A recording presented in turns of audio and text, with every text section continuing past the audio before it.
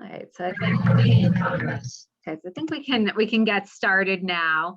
So hi everybody, welcome to Understanding the College Application Process, our fall college night for parents and caregivers in the class of 22. My name is Lindsay Rosenman. I've been a counselor here at Acton-Boxborough for many years now. My first year was the 2002-2003 school year. And I'm also an AV parent of a student who is a current sophomore. And I'll let my colleague introduce herself as well. Hi, everyone. My name is Violeta Pawlowska. This is my 17th year here at the high school. So you can tell that I've been here for a while. I think it shows too. I am a parent of a current high school senior who attends Andover High School. But I think you might know that at least the parents of my seniors through my email communication. Welcome to our event. So tonight we're going to address some topics that we feel are important and timely for parents and caregivers of seniors. We'll be talking a bit about the complexity of the college application process, what student and parent caregiver roles are in the college planning and application process, and we'll be going over some school-based and external resources for you. All of the seniors, either yesterday or today, attended a senior counseling group with their counselor, and much of the information that we're sharing with you tonight is mirroring the information that your senior received. So by the end of this evening, everybody should be in the know and on the same page.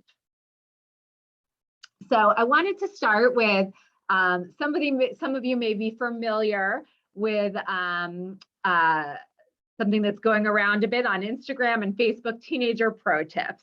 And I know that Violeta and I know this well with having teenagers in our own homes. So, some of the teenager pro tips that are out there are, when the trash is full, put more trash on it. Or when the dishwasher is empty, put your dirty dishes in the sink. When reminded to do something, say, I did, until proven otherwise.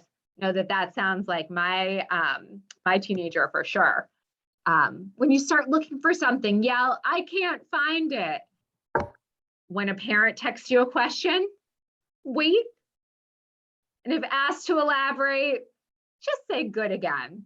And then I added one, which was when asked how your college applications are coming along, roll your eyes, shrug, and start a new video on YouTube. So these may sound like some of the teenagers that you have in your home. So something that hopefully is going to cheer you up is a blog that is not necessarily the newest. I think the original sort of posting came to be in 2015, but we feel as if it really doesn't age, or it ages well, rather. So Anne Branoff was a staff member on Huffington Post who came up with this lovely piece. So application season is upon us. So in some parts of the country, they call it fall. We know better. This is college application season, and here are 10 surefire signs to recognize it. Your high school senior gets at least 6 pieces of mail a day from colleges she's never heard of, wouldn't go to, and or would never get in anyway. Of course, she's brilliant and outstanding in a million ways, but that's not why colleges keep reaching out to her, hoping she will apply. The more applications a college gets, the more selective they appear, which must be a good business model if you are a college, because they all do it. The first thing nowadays is, where's your daughter applying to school? Sometimes this comes before, may I see your license and registration, please, ma'am? Her optometrist will ask you where she's going. So will her third cousin, the neighbor whose dog she walks, and every other mother at school. If your daughter is within earshot of the person that is asking that question, you should not answer. Teachers and coaches appear unaware that it's college application season. School homework and studying maintain their usual tight grip on your teen's life. Sports teams hold daily practices and schedule games that are a 2-hour bus ride away and don't end until 9 p.m. Major school projects will be assigned that require coordinating several kids' schedules and entire days of weekdays. 4 times a week, you look at your daughter's chair at the dining room table and try to imagine what it will feel like, empty. You may cry. At least 20 times a week, someone tells you that applying to 15 schools is insane.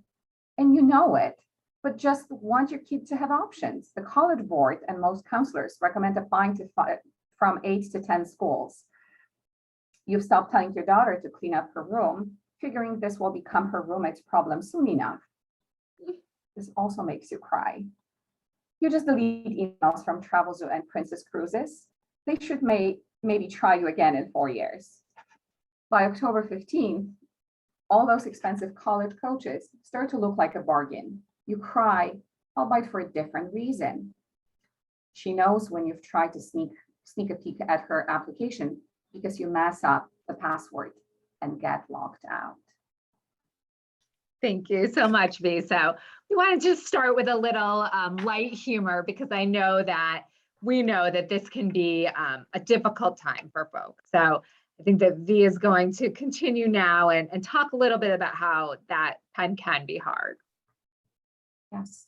So as you know, since I identified myself at the very beginning and to the parents of my seniors via a recent, I am in your group. I am one of you, being a mother of a current high school senior. So again, she and I were locking eyes from time to time, and I know that by now, I think I have ways to be able to sort of spot a rise in her sort of stress level, or maybe the time when she does not appreciate me asking any college-related questions. Applying to college is undeniably stressful. And it's not only stressful for our children, our students, but it's also quite stressful for us as their parents. This final senior year in their high school career is really the process that sort of closes sort of many milestones and comes really at an intense time in our students' life. So there's certainly schoolwork, there's athletics, there might be some special interests, the special talents that your students tend to outside of their school time. And they're also quite emotional. So let's say, their sort of feelings and their emotional capacity gets tested, and oftentimes it tests you as well. And that is also in addition to the pandemic that has been sort of so impactful on our lives, regardless of whether we are 10, whether we're 15, 18, 40, and so forth. So again, like that certainly counts as the social, familiar, and cultural pressures that we all feel. Like we very much care about our students being able to get into the right school, and but then we also sort of think intensely about the fact what family life is going to be like when they go away to school, especially if, let's say, your current senior is your sort of firstborn, and you will be sending your oldest child to college, which is going to be clearly quite an adjustment. So I have to tell you, so again, since you know that all of the counselors at AB have completed meeting with our seniors via senior groups. We've ran a total of 7 groups with our seniors. Again, I'm pretty sure that Lindsay would agree that the feelings of sort of stress and pressure in the air was palpable, and we were able to really feel, and in some instances hear our students talk about the multiple demands on their sort of daily time, and the fact that many of those responsibilities are very difficult to attend to in the 24 hours that we hope, at least a 6, 7, or 8 hour chunk should on stress and sort of rejuvenating their energy level. So, I think I'd like to continue by saying that no 2 colleges are going to have identical admissions processes. And that's part of what makes this feel complicated. However, there are lots of guidelines and lots of things that are constant amongst colleges in terms of their admissions processes. So, this gives you a general idea of how holistic admissions works. And that's a buzzword. If you've attended some information sessions from colleges, you've probably heard the word holistic admissions. And that means that the admissions officers are really looking at the full candidate for admission. They are not just looking at the hard numbers that are on the transcript or on the standardized test scores. And we'll talk about standardized testing later, but so many colleges aren't even requiring that. Yes, that is a big chunk of the way the admissions decisions are made, but it's not the entire piece. So you can think about probably about 50% of what admissions officers are putting weight on are the hard factors. That is, how is the student done in the courses that they've taken? Have they challenged themselves appropriately within the context of the program that we offer here at Acton-Boxborough and within the context of what's appropriate for them as a student? And then potentially, if a student is submitting it, the SAT or ACT scores. But the other 50% is coming from a more personal factors that are really trying to get at who is this student, what drives them, how do they work with others, and how will they contribute on our college campus.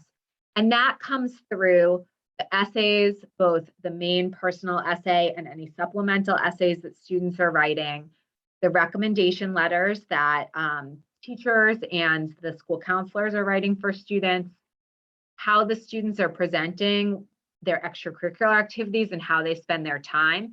And, in terms of extracurricular activities, one of the things I was talking with my seniors a lot about in the last 2 days is that colleges understand that these last year and a half has been different than any time in history for students, and that many of the things that they have been involved in have been different. They haven't been the same as what they had been able to do.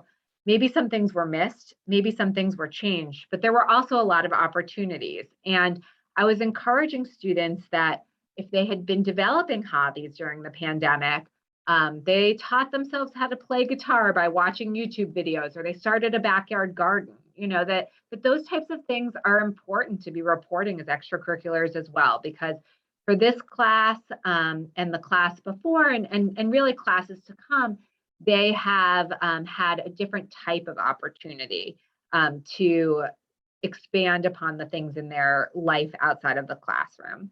And then there is some small portion of the application process called demonstrated engagement, which is, has this student shown to the college that they have some interest in the college? And so something that I've been recommending to my seniors is, don't let the application be the first time the college has ever heard from you.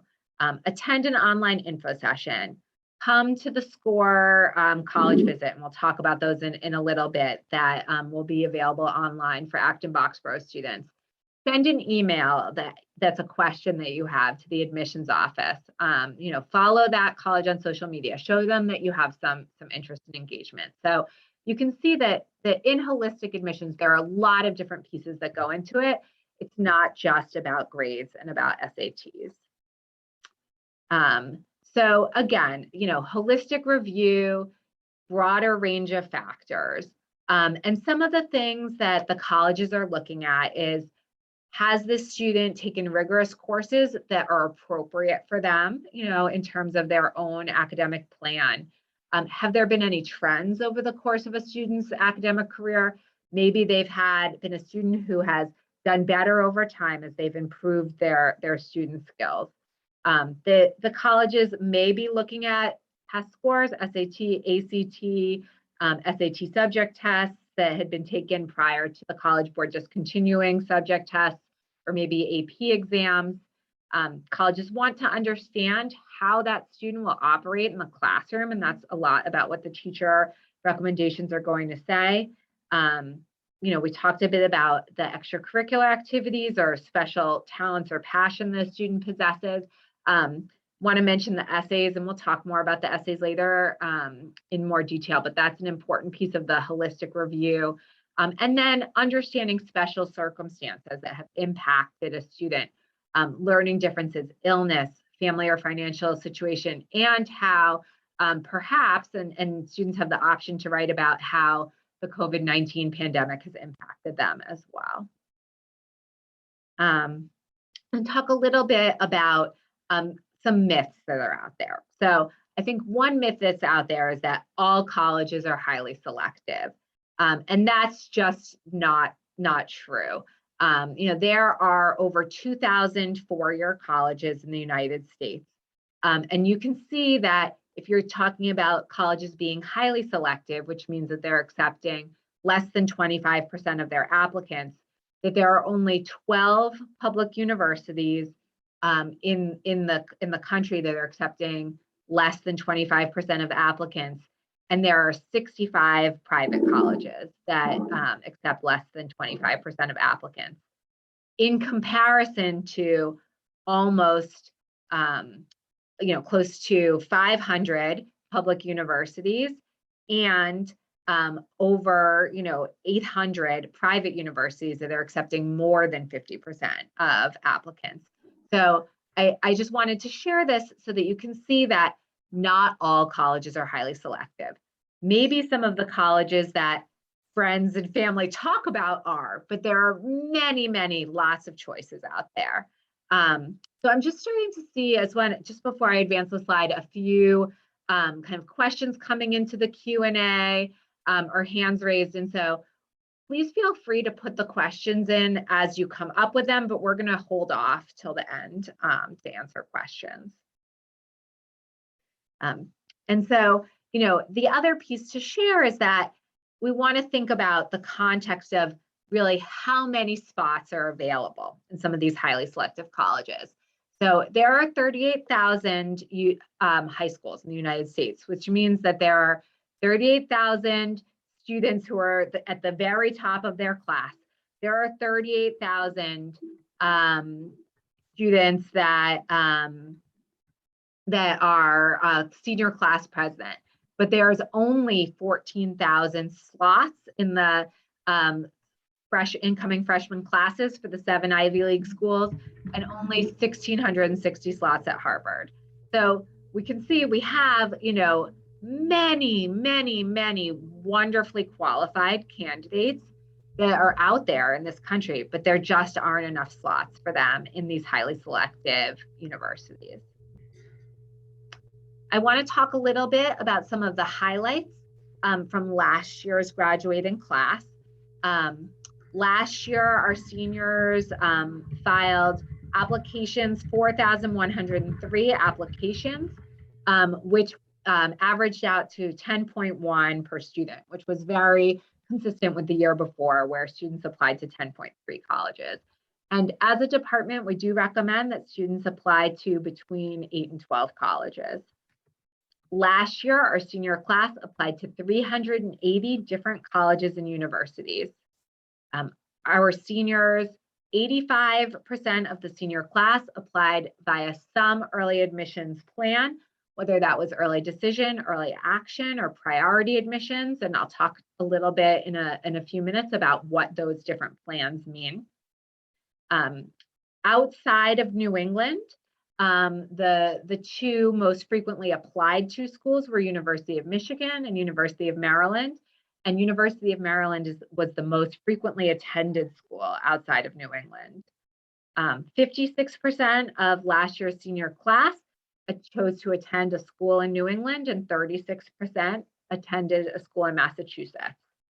One statistic that I really would like to note is that for our seniors, UMass Amherst accepted only 53% of Acton-Boxborough seniors that applied, which was a considerable drop from the year before, where we saw 76% of AB seniors accepted and 71% the year before. And we spoke with UMass Amherst about this. One thing that they emphasized to us around was the importance of supplemental essays. And because at UMass you're applying to a specific division, they really want to understand why you're interested in that major and that division. And so that when we were asking them about why the drop in acceptances, that was something that they mentioned to us, that they really want to make sure that our seniors are putting attention into their supplemental essays. Some good news, however, is that there were 12 colleges with 5 or more applicants from Acton-Boxborough that accepted 100% of the AB students who applied. And then there were additional 29 colleges with 5 or more applicants that accepted 80% of the Acton-Boxborough students who applied. So our students did very well in the process. UMass, is getting more and more competitive every year. It's a great deal financially. It's a wonderful school, and they're getting more applicants and are being a little bit more choosy. So I'm going to pass this along to Violetta. Thank you. You might already be familiar with a web-based excellent resource really that our school district has been fortunate to be able to subscribe to. It's called SCORE. This is going to be the first college admission cycle that we are going to be utilizing SCORE on our end of things to submit school credentials on behalf of our students. However, they had been introduced to SCORE during their sophomore year. And at that point of introduction, we have really introduced them to SCORE by sort of encouraging them to pay more attention and complete career exploration section called U Science. I think most of your students have completed, and those who did, so spoke very highly to the relevance of the scores that they received, that helped them to identify some relevant careers or relevant college majors for them to further explore. SCORE is definitely a terrific resource that replaced a prior program that we used to subscribe to, which was called Naviance. So if you have an older child who has graduated or who has gone through AB, again, it was the Naviance program, also an online resource that we used to utilize. Naviance was replaced by SCORE. We found that the SCORE program is sort of more up to date, has more interactive features for our students, is possibly more helpful and user friendly for our students and their parents. We did invited all parents of our sort of sophomores and juniors to create an account with SCORE. And we found that many of the parents have already done so. If we are not the only ones who could also reactivate that feature for you. Again, if you would like us to do so, please don't hesitate to email. Your son or daughter could also sort of activate or request access on your behalf. So again, SCORE comes sort of is well developed and helps with researching colleges, developing college lists. It enables you to view statistical and historical data on admissions outcomes from students who have applied for admission to colleges and sort of left AB in the past years. You're able to also, you and your students are able to view the calendar of virtual college visits that regional representatives from colleges from all over the country have sort of reached out to us and set up to connect with your students. Your students have also the ability to build a resume. They complete an activities section under their profile, and which is a terrific sort of way for them to be able to later on sort of change it to a resume. The next few slides that you're going to see are going to be screenshots of the SCORE webpage. So again, you can see here up top three major sections that you and your student will be able to utilize when logging onto SCORE. So the Discover is the section that sort of is very helpful with postgraduate planning, with career development and career exploration. My colleges, this section is dedicated to students sort of building their college list, exploring colleges, viewing information on individual colleges, viewing scattergrams, and the scattergrams are excellent ways for you and your students to learn a bit more about the selectivity of the admissions process at individual. And then under my profile, there's all sorts of information about their weighted GPA, about their test scores, and such. So the view that Lindsay has advanced, the college representative visits. This is the calendar of the college representative visits that has already been set up, and we continue to add these virtual visits every single day. So I know this screenshot was taken a few days ago when I looked at the name of colleges that send their representatives to connect with your students this afternoon and evening. I know that among other colleges, there was Boston University, there was University of Massachusetts Amherst, there was High Point. So again, like multiple colleges where the admissions counselors found a way to reach out to your sons and daughters. One of the more frequently asked questions from my seniors in my groups when we were talking about these sort of virtual visits, that they have an option to register for via SCORE is whether these sort of particular visits would mirror information sessions that many of your students might have already attended over the course of the summer or the fall or even the spring at colleges, either in person or via a virtual format. So what is more unique about these particular virtual visits is that they are hosted and conducted by regional representatives that tend to be in charge of, let's say, connecting with students and counselors from Acton-Boxborough High School. And they are better equipped to, let's say, be able to understand the academic, the social, and ethnic context of our school district.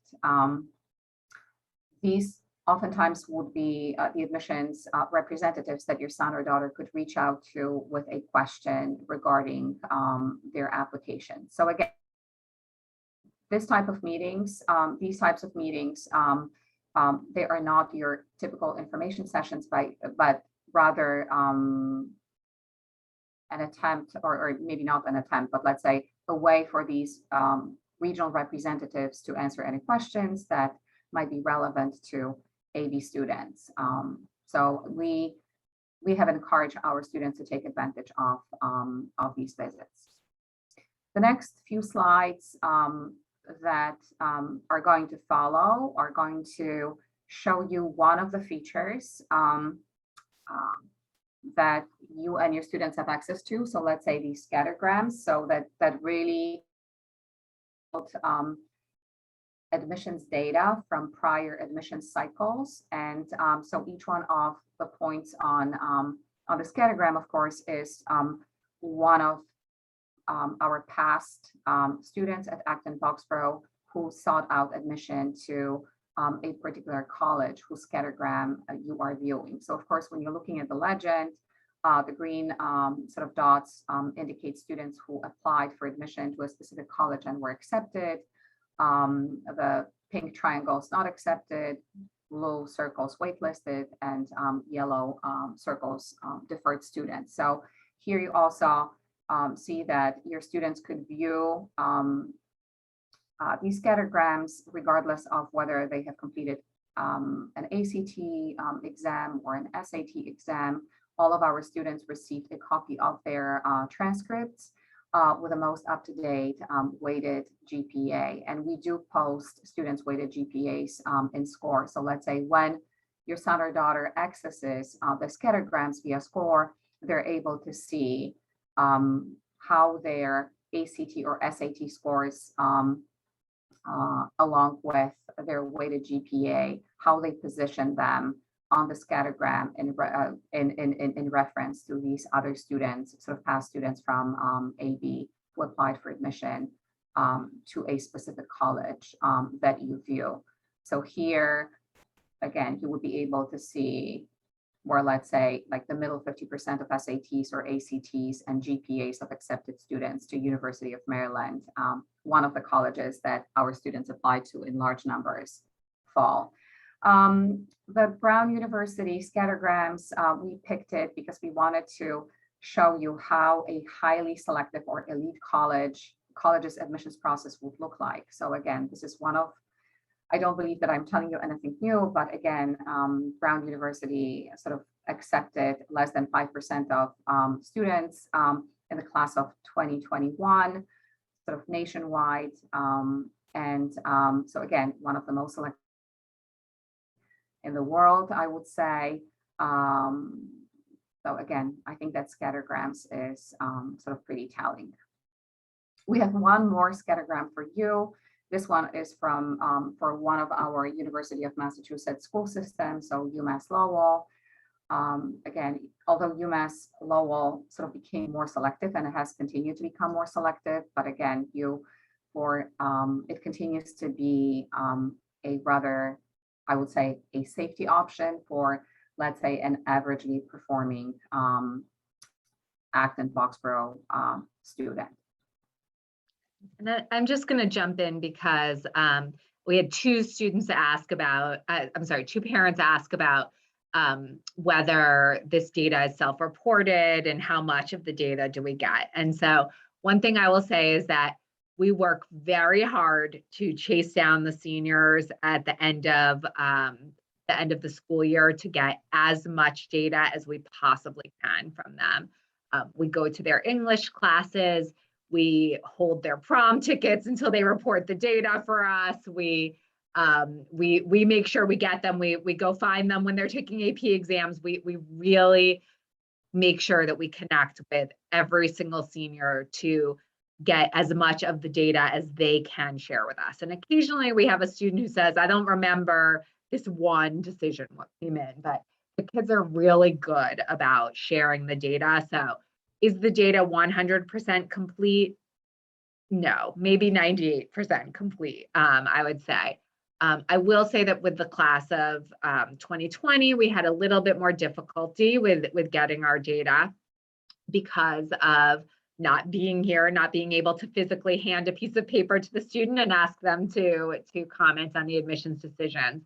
But our data, and so that class was a little bit less complete, but I'd say that this is encompassing 5 years worth of data, and the data for all of the other classes, class of 21, 19, 18, and 17 that are included in here are probably 98% complete data. So we do a good job with getting that information. And I'm just going to pass this back to V. One more slide that I would like to sort of share some comments on is definitely an encouragement on our part towards you and your students to really working towards creating a balanced list of colleges. It really is very important for students to, let's say, have a number of colleges on their list that is manageable. You might remember one of the statistics that Lindsay has shared, sort of highlighting the applications from the class of 2021, that an average number of applications that last year's seniors submitted to colleges was 10.1. So let's say, again, that means that there were students who applied to fewer colleges, and there were also those who applied to more than 10 colleges. So again, like managing applications to 10 colleges is sort of quite an undertaking, since your students need to sort of manage possibly different admission deadlines. There might be different, let's say, recommendations in terms of the submission of SAT or ACT scores. There might be supplemental essays that your students need to complete. some colleges that require, or let's say recommend interviews. There are those colleges, let's say, that won't offer interviews. Of those that do, these colleges might be asking your son and daughter to, or might be allowing your son and daughter to schedule an interview before they complete application for admission, whereas the others will only allow them to schedule an interview once your students submit an application for admission. So it's quite a bit sort of to handle. And one trend that we have noticed in the past year is that sort of rightfully so, your students, and I could see it, how it works with my own daughter, get very excited when it comes to identifying and researching colleges that tend to be on a more sort of selective side, and those are the ones that we often either hear or read about in the media. And then as they go sort of through the list, or let's say from reach through possible or target to likely, that we also oftentimes refer to as safeties, their sort of energy, a patient sometimes wavers. And what sort of happens quite often is that students spend a lion's share of their time sort of focusing on their reach schools and their possible schools, and don't really do the same when it comes to researching their safety options. And it's really crucial and important for students to treat their likely schools or the safety schools the same way as they do sort of treat their reach and possible colleges. We find that majority of our students do get admitted to their target or and likely schools. And when we work with our students, we also encourage them to consider any possible scenario. So let's say the one that seems the most attractive, but then also the one that sort of appears to be the least attractive. So it really is all them to be able to identify likely or safety schools that they are excited to apply to for admission, and that they would be willing to attend, let's say when the time comes for them to finalize their college enrollment. So I'm going to speak a little bit about some of the different admissions plans that your student can be applying under. There are two early plans for admission: early action and early decision. And I'll talk a little bit about why those plans are different. One of the main, or really the main difference between early action and early decision is that early decision is a binding plan. And colleges take this very seriously. The student, the parent, and the school counselor all need to sign to say that they are understanding that this early decision application is binding. And what that means is that if the student is accepted, they will attend that college. This is only a choice, or a good choice, if your student has one college that offers early decision that is their number one top choice school, that they have vetted it, and that they have good reasoning for attending that school. I said to a senior just last week that I really don't think that that student should apply early decision to a school that they haven't had an opportunity to visit yet.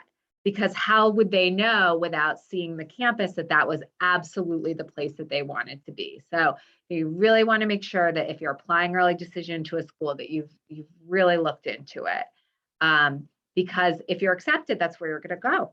And it really makes sense for students who definitely have a top choice, who are not going to be changing their minds, who aren't the kind of person who changes their mind a lot. And this is really important, that your family is going to be willing to accept the financial aid package that is given to you by that college. If comparing financial aid awards is going to be a part of the decision of which college your student attends in the end, early decision is not for you. Generally, early decision has a November 1st or a November 15th deadline, and students tend to hear in December whether they're accepted to that college or not. Many colleges have added a second round of early decision that continues to be a binding choice with a January deadline where students will hear sometime in February. So there's ED1 and ED2. And when a student applies early decision, they can hear one of three responses from the college. They can hear accepted, and then your family can take a sigh of relief, know that you're done, and kind of stop the college process. They may hear that they're deferred to the regular applicant pool, which means that the college would like to see more of their senior year grades before making a decision, and that they'll make that decision at the same time that they're making the regular decisions for the class, or students can be denied from early decision. Early action is also a wonderful plan.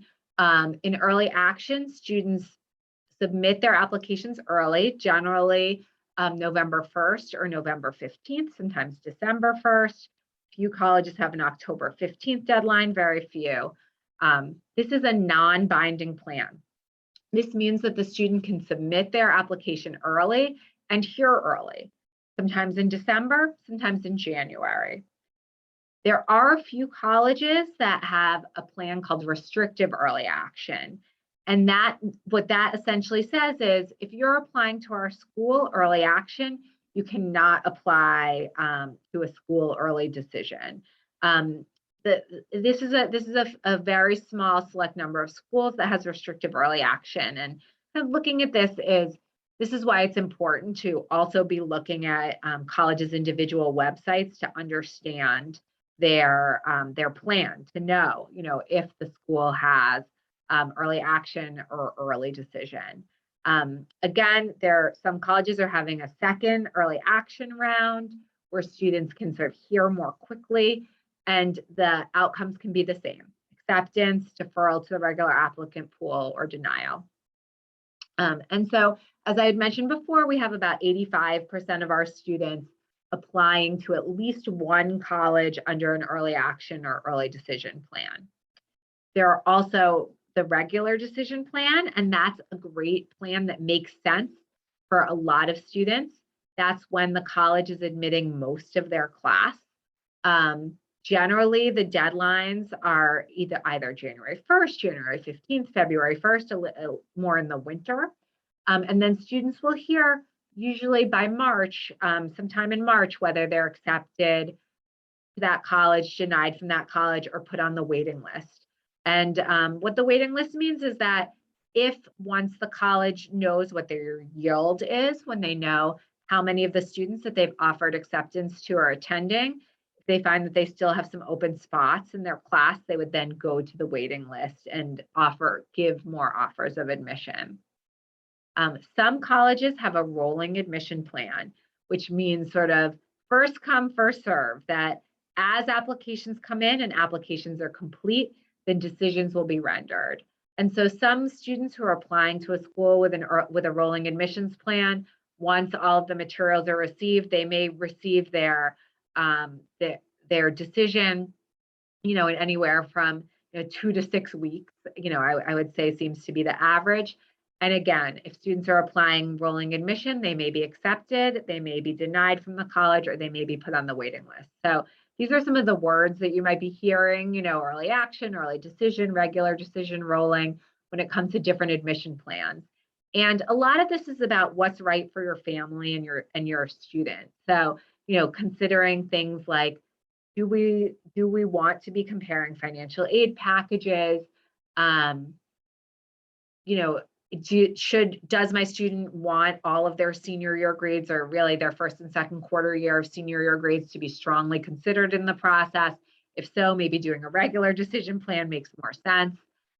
Early action can be nice because sometimes you hear right around the new year that you have a school you're accepted to. And I always like to say it's nice to have kind of one in your pocket to know, right around the new year that you're accepted somewhere. I think that the plans really vary, and it's really an individual decision, student to student, about what makes the most sense for them. So questions to ask if you're trying to decide if early decision is right for you. So have I adequately vetted my first choice? Can we afford to pay the sticker price? And the sticker price might be a little bit different than what the net price calculator tells you, particularly if that college takes the CSS profile, and we'll talk about financial aid a little bit more later, but is this something we can afford, essentially? Will my desires change? How likely am I to change my mind? Is this application as strong as it can be? And how much will early decision really help my chances of admission? And there is truth in that applying early decision can help somewhat in chances of admission. And the reason for that is because of our, I guess, friend or foe, I'd like to say foe, US News and World Report, which ranks colleges. And one of the criteria that they use to rank colleges is what is that college's yield, which means what percentage of students that were offered admission attend that college. And so colleges know that 100% of the students that they offer admission to in their early decision pool are going to attend. So they're getting a really high yield percentage out of that. And so, I guess in terms of that question is, can early decision give me a bump? It can, it helps colleges yield. How much of a bump?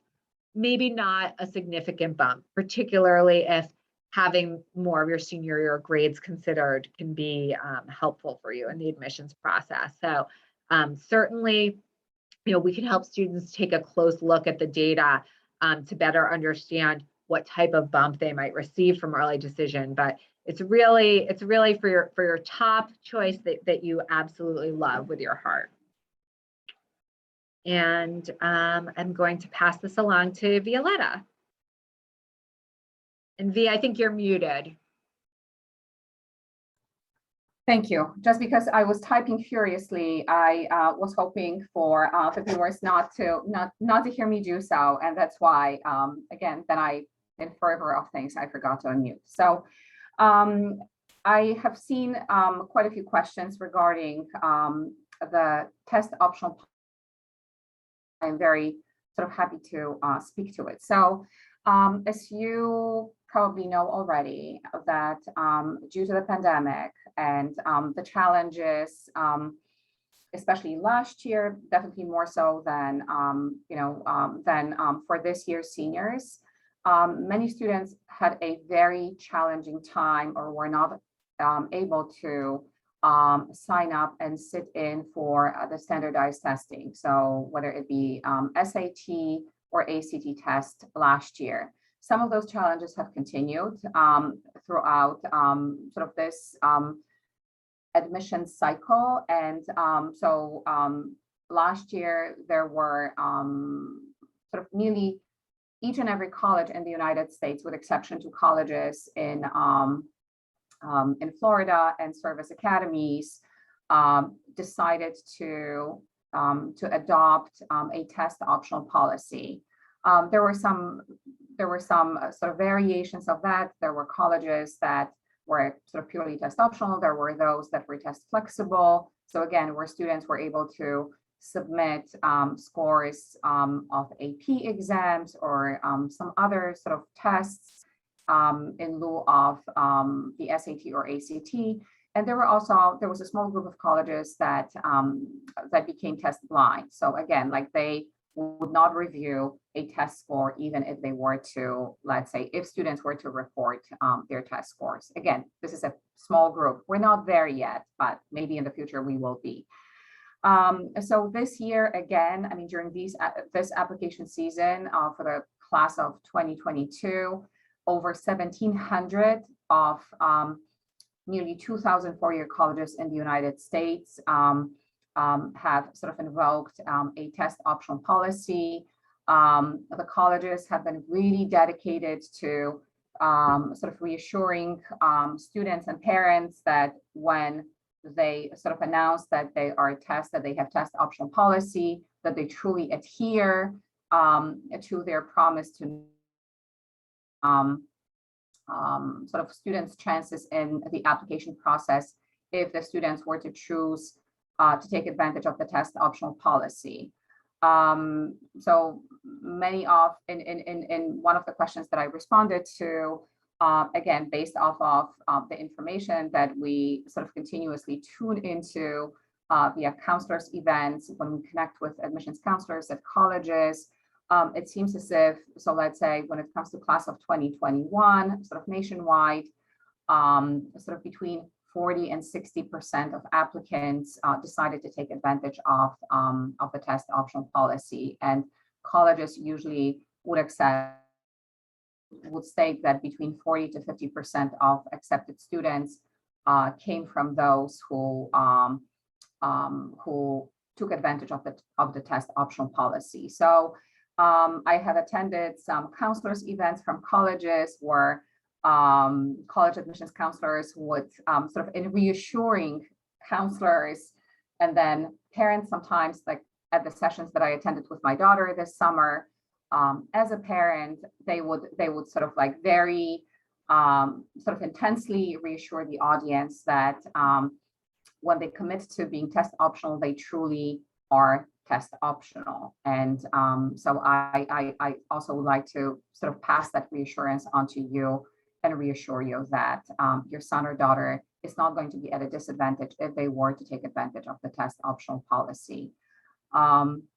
The advice that we have been sharing with our students, whether it be via individual meetings on their college process or via our senior groups, in terms of whether to release their SAT or ACT scores to colleges or not, has been such that we advise students to go to their individual colleges' websites, find information on the middle 50% of SAT or ACTs amongst last year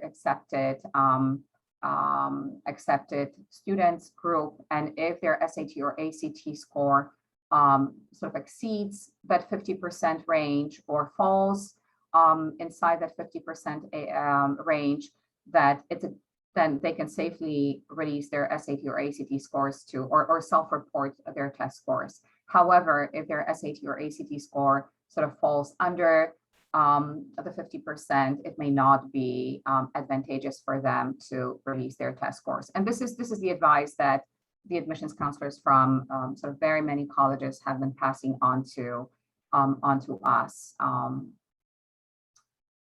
There was a question from a parent that was asking whether it's a good idea to self-report SAT or ACT scores on via the common application or coalition application if their student were only to choose to sort of share their test scores with some colleges on the college list, but sort of restrict or try to restrict those sort of scores with a few other colleges. So the recommendation that we have, and again, this comes from the admissions sort of offices of various colleges, is that if you had a student that only wishes to share their scores with a few colleges on their list, when the testing to the question in the testing section of the common application, if they wish to self-report their SAT or ACT scores, they should say no. And because although there are colleges that will be suppressing the view of test scores on the common application, there are also those that don't. So there might be some colleges that will inadvertently be able to view your son's or daughter's test scores. So for students that are not going to release their SAT or ACT test scores to absolutely each and every college on their list, they're better off choosing not self-reporting their scores on the common application, and then release the official test scores to the colleges that they wish to report their scores to. Individual colleges often also give students an opportunity to self-report their SAT and ACT scores via sort of applicant portal. So once your son or daughter applies for admission to a college, the colleges will sort of provide a username and password to the prospective students sort of portal, and your students will have an opportunity to self-report their SAT scores if they wish to.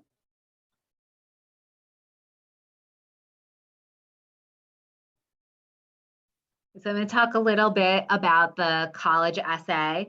Um, so the college essay, I think, is a really wonderful and important piece of the application. I always encourage students to think about all the ways that they can become a real person to the admissions officer beyond just the numbers, the standardized test scores or the grades. And so the college essay is that students' really unique opportunity to share about themselves. And so when it comes to essays, really the best essays are those essays that reveal something about the student that isn't going to be able to be intuited from another part of the application. Whenever I read a college essay of a student, my very first thing that I do is I tell the student what I learned about them from the essay, what I learned about their personal qualities, what drives them, how they interact with others, and what I was able to find out about their personality from reading the essay. I actually love to read other students' essays every Friday, starting this Friday and throughout the month of October. We will be having a college application drop-in opportunity for seniors where they'll have the opportunity to have their essays read, get some feedback on those essays, and ask any other questions they have about the college application process.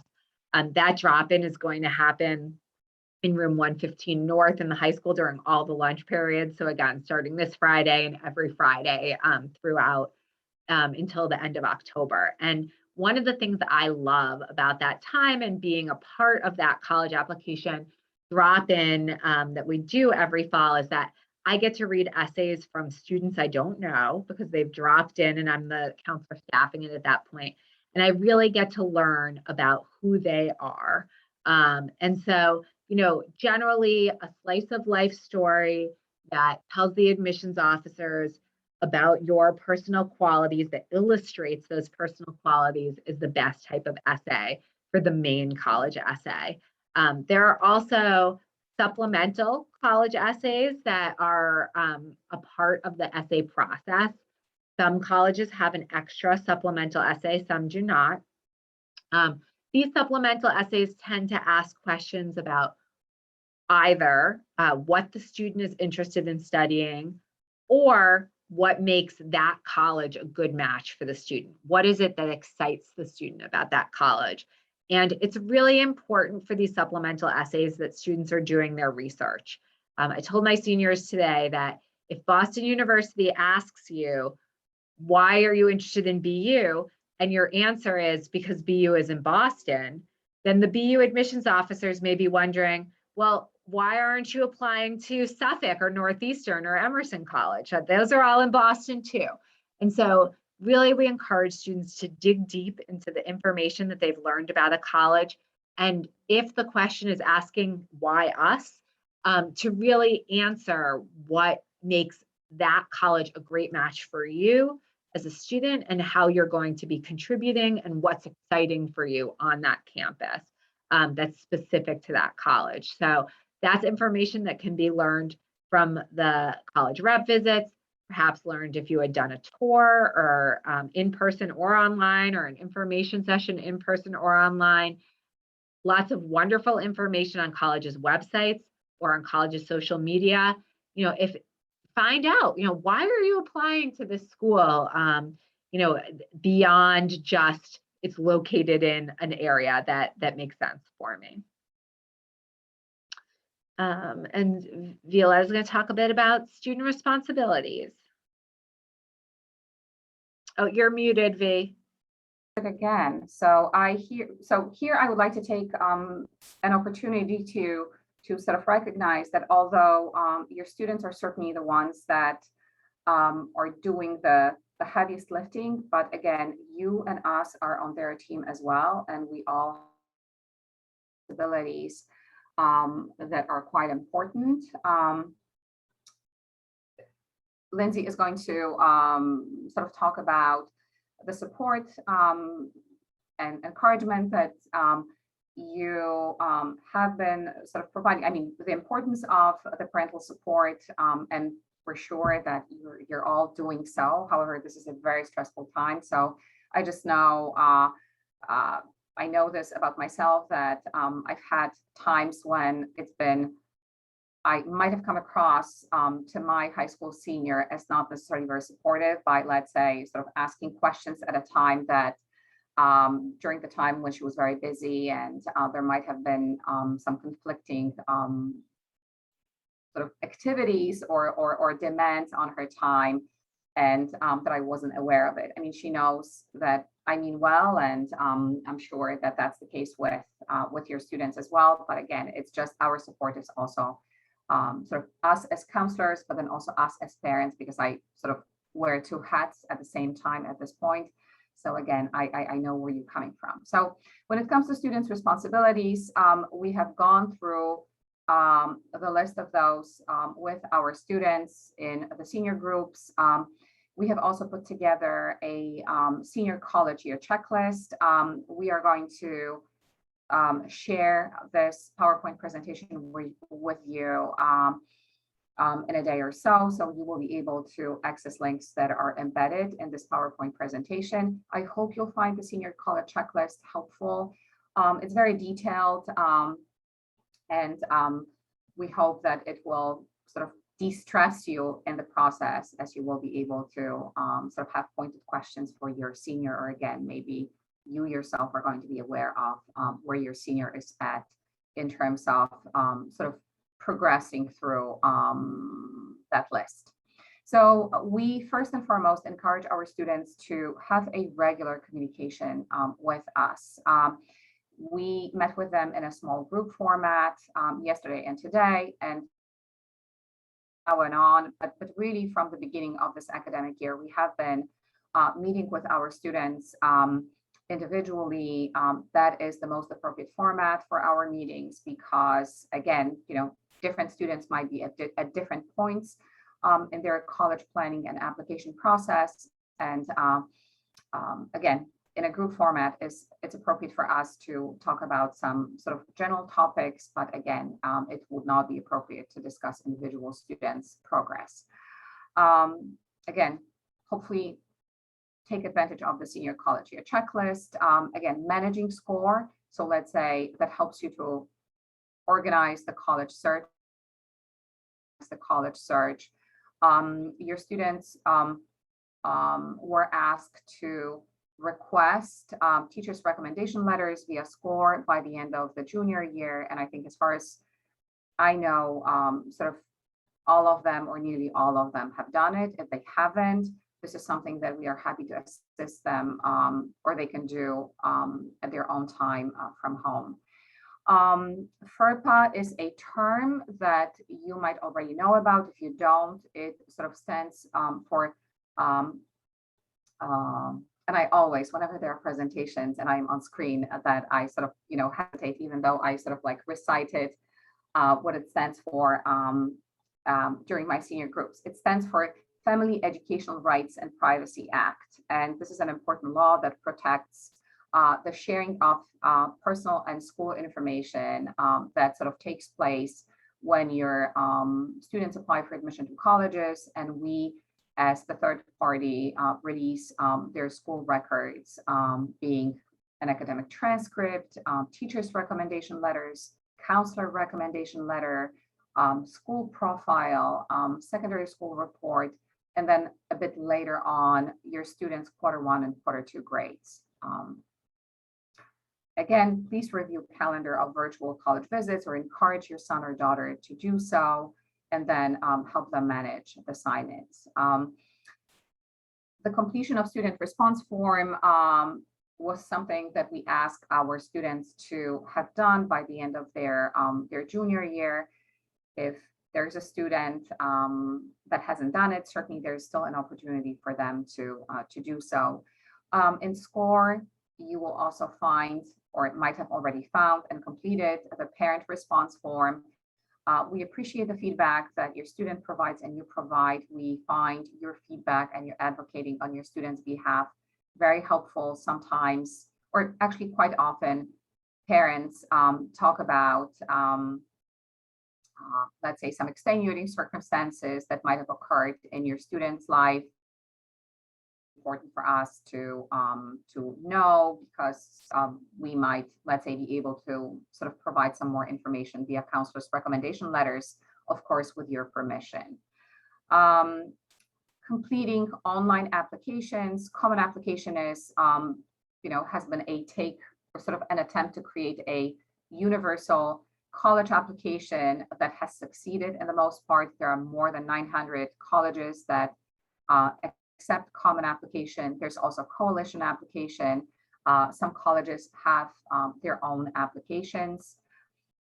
Some colleges require that students who share their SAT or ACT scores need to also request an official score report, sort of coming to the colleges directly from the College Board or from the ACT student website. It is very important, and this sort of ties to the FERPA, the Family Educational Rights and Privacy Act, that sort of protects your students in the information sharing process, that students complete a transcript release form. So again, like, even though we call it a transcript release form, it is more than a transcript that we release to colleges on your students' behalf. We need to receive permission to release your students' records to colleges. We will be violating your students' FERPA right if we were to release their school information without securing a consent prior to doing so. We require that your students complete the transcript release form at least 20 days ahead of the earliest deadline. So let's say for students who are wishing to apply for admission via November 1st deadline, again, we ask that they complete the transcript release form no later than by October 1st. We also recommend that, and we've talked about it during senior groups, that your students reach out to the teachers that they requested official letters of recommendations from, that they reach out to the teachers also sort of like 20 school days ahead of time of the upcoming deadlines. I really sort of encourage students to, let's say, send like a short and sweet email that might be, "Dear so-and-so, I hope your academic year is off to a good start. I wanted to let you know that I am applying to college X, Y, and Z via, let's say, November 1st deadline. And please know how much I appreciate you taking the time to provide your recommendation letter on my behalf." There's still time for students to register for an SAT for remaining test dates if they feel they're not satisfied with their prior scores and they are working to sort of improve their super score. We also highly recommend that if your student is going to apply for financial aid, that either your student or you with your student, or you, depending on whom you charge with the responsibility of completing financial aid forms, that you attend one of live or view one of the recorded webinars conducted by MIFA. MIFA stands for Massachusetts Educational Financing Authority. We used to invite Julie Fields, who is a former parent of two students who completed Acton Boxborough High School, and then who also sort of has worked at various financial institutions, and her most recent workplace is MIFA. So she used to come and conduct a live presentation on the college financing. She offers those presentations via the recording format as well as the live sort of MIFA webinar. So I cannot sort of recommend these sort of MIFA sessions enough to you. And again, as Lindsay said before, counselors at AB will be offering, will be accommodating walk-ins, so those drop-ins in terms of college application help every Friday during lunch periods during the course of the month of October.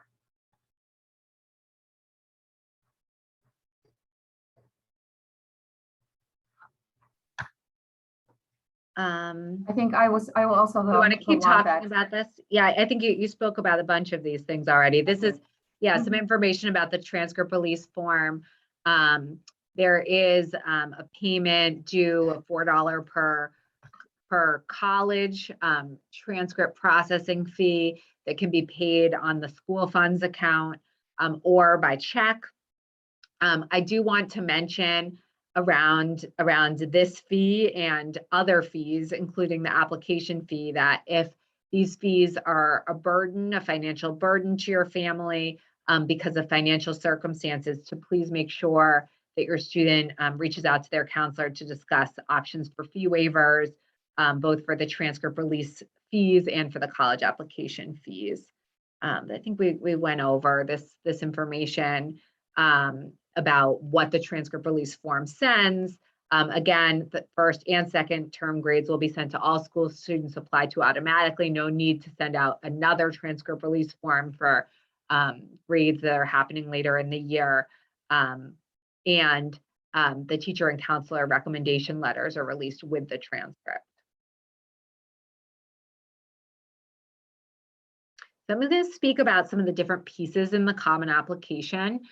Over 900 colleges accept the Common Application. And so your students will find that the majority of the colleges that they're applying to are on the Common Application. They may have a few that either take their own application or the coalition application. But they're going to find that the majority of the applications that they're doing are through the Common App. So that you can see on the left of the screen here, the different sections of the Common Application. The profile section is mainly demographic information. There's a family section. This is one that's really great for you to be helping your students with. It asks a lot of questions about what degrees parents have earned, what their titles are at work. These are things that students don't always know. I know that my children wouldn't necessarily know what degree I earned or degrees I've earned. So this is a great section to be helping your student with. The education section asks questions about our school that your students have the information to fill out.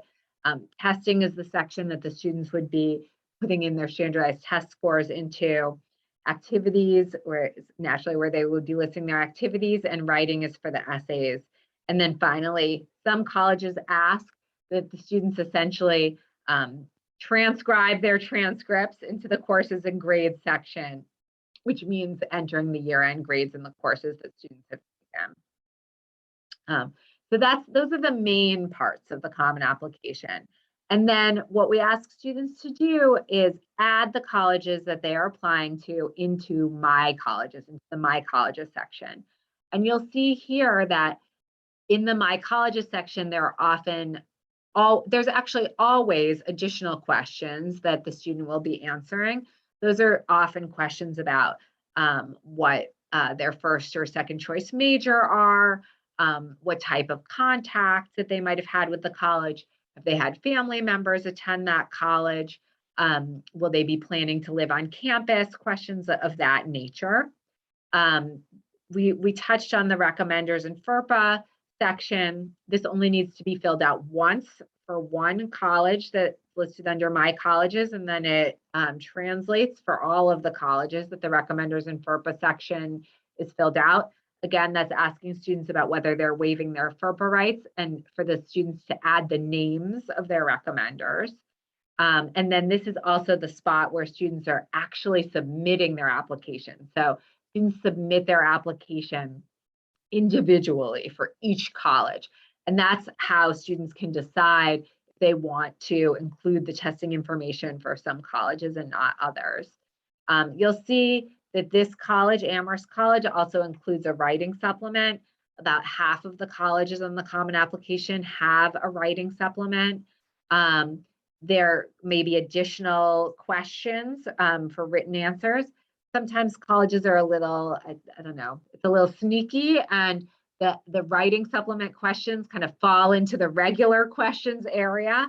And so students just want to make sure that they're really looking carefully at what the requirements are for each individual college here in Common Application to make sure that they're submitting all of the proper pieces.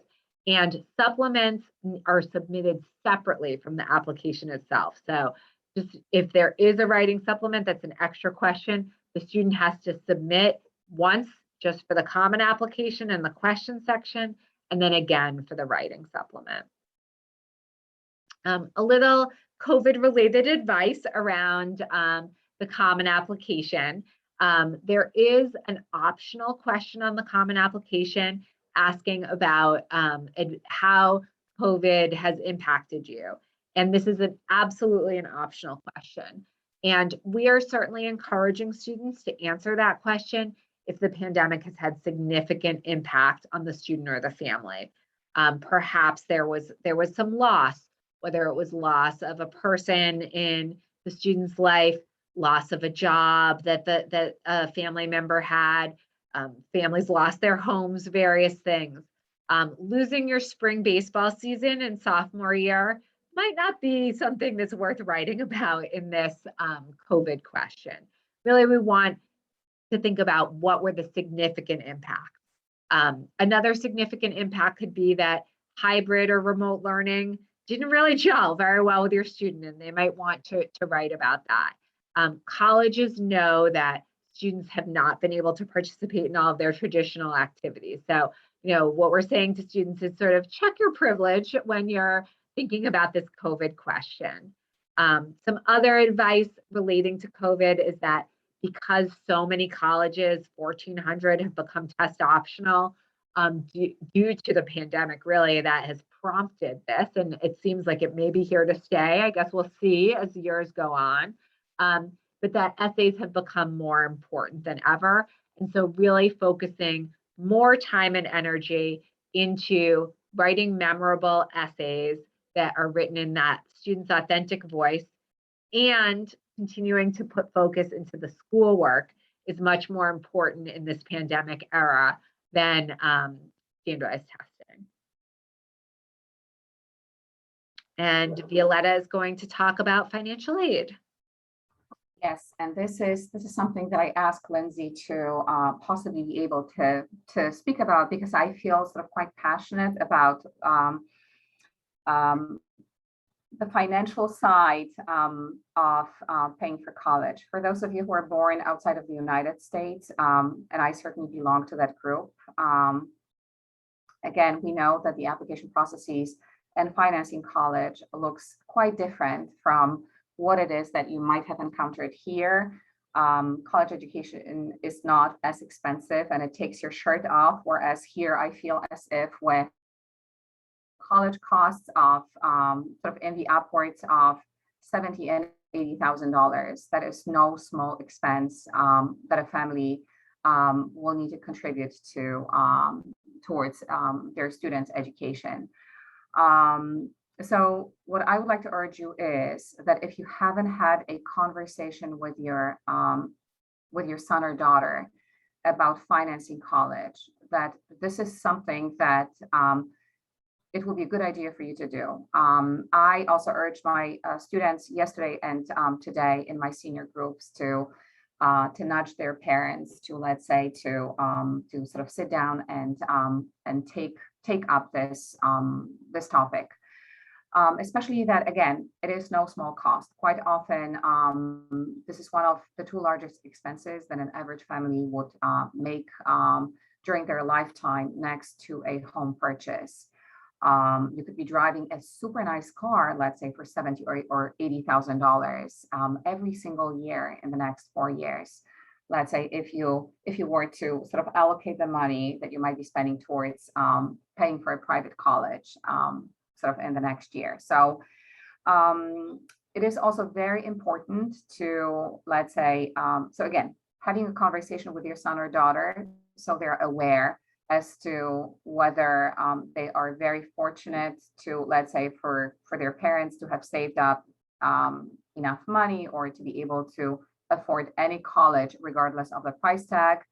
But on the other hand, if that is not the case, if there are certain financial consideration that you would like your son or daughter to be aware of, or the importance of merit aid that they need to apply for, or outside scholarships, This is also something that your son and daughter would be grateful to know. We've encouraged our students to really familiarize themselves with their individual colleges, financial aid requirements. There might be up to 3 financial aid forms that your student, or you as a parent, if you choose so, will need to complete to apply for either need-based and or merit aid-based financial aid at your students' colleges. There are 2 main forms, I think, that we had on the slide. I don't know if we're not just able to see the FAFSA and CSS profile. So again, they're folded into the text. FAFSA is sort of stands for Free Application for Federal Students Aid. This is the application that your student or you would want to complete when applying for federally sponsored aid. Another commonly seen application that many private colleges require is the CSS profile.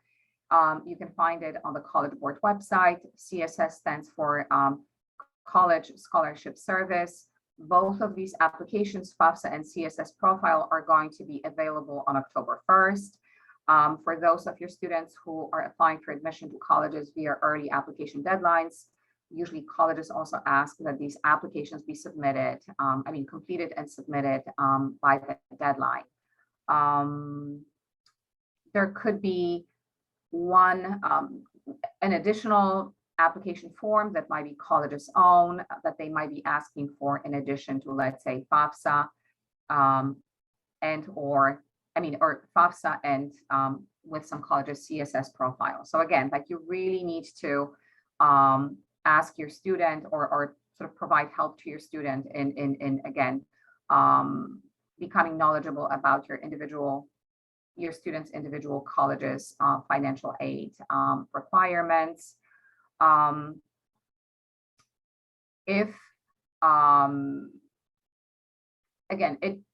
Oftentimes students also, or parents even, encourage their sons or daughter to explore outside scholarships. This will be sort of outside funding from foundations, institutions that sort of support education and advancement through educational sort of progression. Again, there are lots of them. We've listed some sort of free scholarship searches such as FastWeb, Going Merry, Scholarly, that your students could go to. They would need to create an account, provide some information about themselves, their hobbies, their talents, their interests, sort of prospective majors maybe even, and these scholarship sort of search tools would be tailoring information on available scholarships depending on your student's profile. There is a very generous pool of scholarships that, local scholarships that local foundations and organizations and businesses provide for Acton Boxborough students every single year. We are very fortunate, and your students are going to be very fortunate in that regard. The application for the local scholarships is going to become available sort of, I think, in mid-January. A couple of our colleagues will be sort of meeting with our seniors. They're going to English classrooms after we get back from the holiday break in January on the local scholarships, the application process, the review process, and such.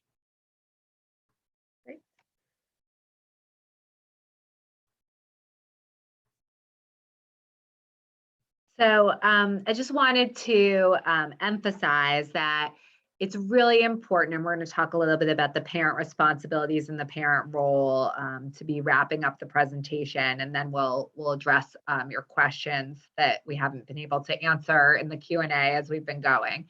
But I just want to emphasize that it's really important that if finances are a serious consideration, that you are being honest with your child about this.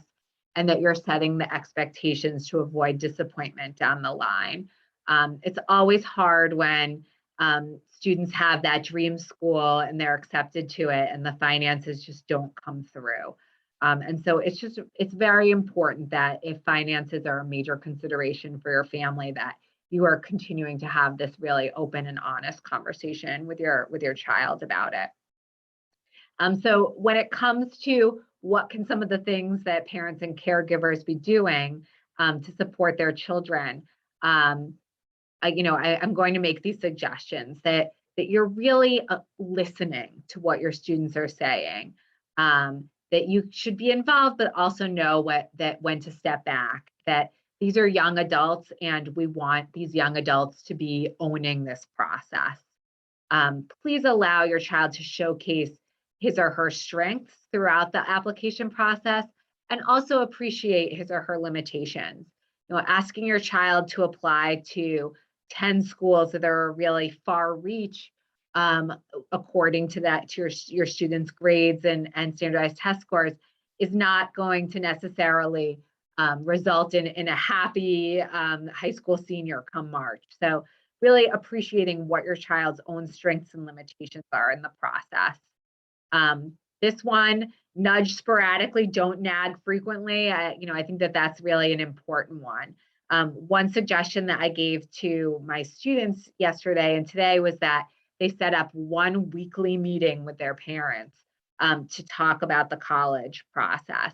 That maybe every Sunday night at 8 p.m. or every Thursday, whatever it works for your family, is that you sit down and talk about the college process, and that the rest of the week, it's not the main topic of conversation. That way your students have a chance to update you on how they're doing with their applications, but it's not the only thing that's going on in the family this year. Please remind your child that senior year does count, that colleges are looking at their first quarter grades and often second quarter grades. And so that, continuing to be putting effort and energy into their learning is important this year. Encourage your kids to come see us, to come see their school counselors. We're here to help them manage a lot of this process and to help them with their timelines, to help them with their organization. This is work that we really love doing. And so please encourage them to come and see us and access us as resources. Helping with organization at home can be really helpful. I encourage all of my students to create a work calendar for the coming months, particularly the 6 weeks between now and November 1st, which we know is a big early action and early decision deadline. And one of the things I ask the students to do is ask your parents what types of family commitments you have going on weekends during these coming weeks, so that they're not surprised with a day at their aunt and uncle's house that they're not going to be able to get any college application work done. And then in terms of minimizing stress, really encouraging your students not to be talking with their peer group constantly about the college process. One student's reach school, it could be another person's likely school and vice versa. And so really thinking about how this is an individualized process, think about how students are talking to schools with each other, and how parents are talking about different schools in their child's process with each other. Comparing scores, comparing college lists can lead to anxiety. My kids are older now, but I remember that when we had babysitters in our home, that I was very specific, never to ask the babysitters where they were applying to college. They didn't need to talk to me about that. It was their own personal process. The same goes with, your children's friends are entering your home.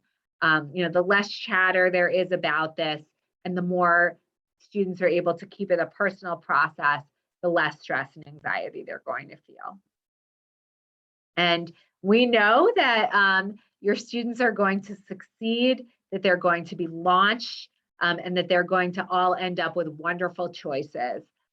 We have very happy students every year at graduation. In all of my years as a school counselor, I've never had a student that wasn't accepted to any colleges. Always had students have choices. And we know that your students are going to find success and be launched into the world as the wonderful young adults that you've raised. We've included some links for some interesting and timely articles. And again, we will be sending out these slides tomorrow morning along with a recording of the video. So you'll be able to have all of this information. It should come into your email. And now we're going to spend some time addressing some of the questions in the Q&A. So Violetta and I have both been, as we had opportunities when we weren't speaking, answering some of the questions, but we're going to move into the Q&A and start answering some of the additional questions. So please feel free to scroll through and take a look at the questions that have been answered already. And then we'll go through some of the additional ones and answer them live. So a question had come in around when is the best time to apply for to get the best chance at scholarships. And V, I know you touched on scholarships a little bit, but do you want to talk a little bit more about the time frame and sort of the differences between national scholarships and more local scholarships? Mm-hmm. I'm happy to. First and foremost, I would like to, so again, what I would like to address is that there are different sources of scholarships.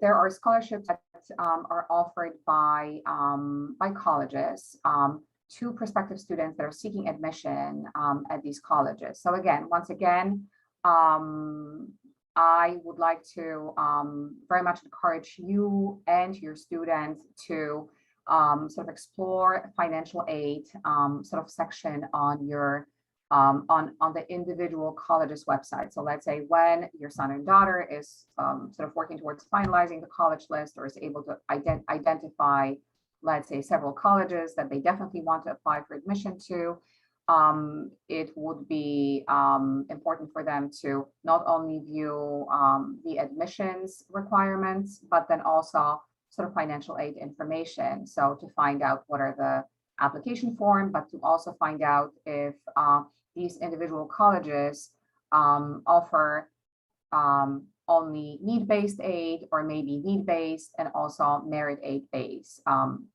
merit-based aid. So merit-based might be sort of contingent on the student performance.